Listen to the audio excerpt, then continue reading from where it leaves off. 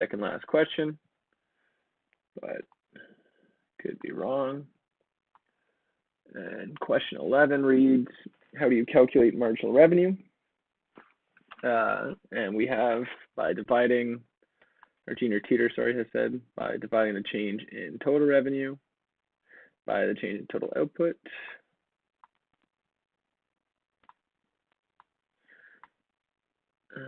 Change in total revenue by change in output.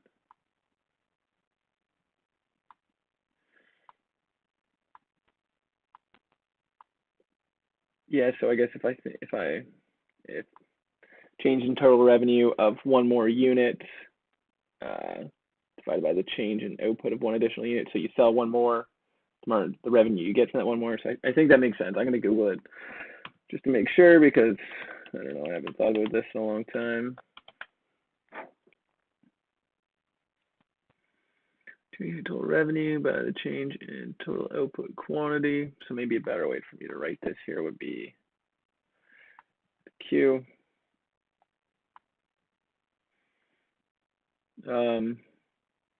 Yeah, so I guess if we graph this, Q, P, as Q increases, obviously our total revenue increases. And right now, our total revenue is going to equal Q times P. And if we were to add one additional unit, then change in Q, say if we have one more unit.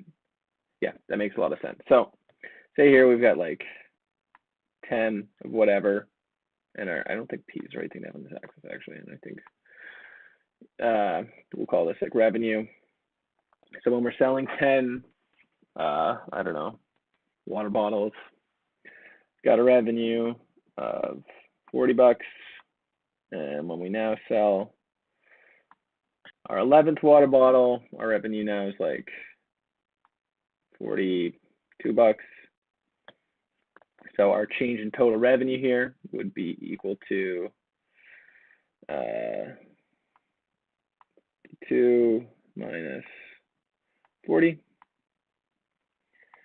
We would divide that by our change in quantity. So that is going to be 11 minus 10.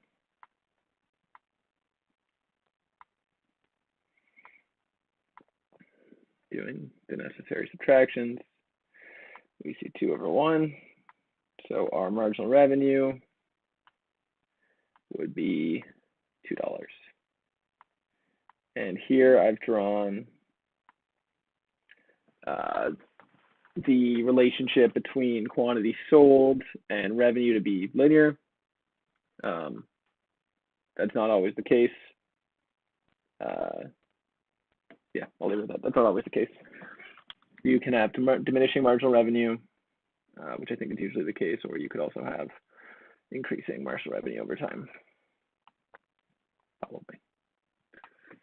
So I'm going to say that's correct.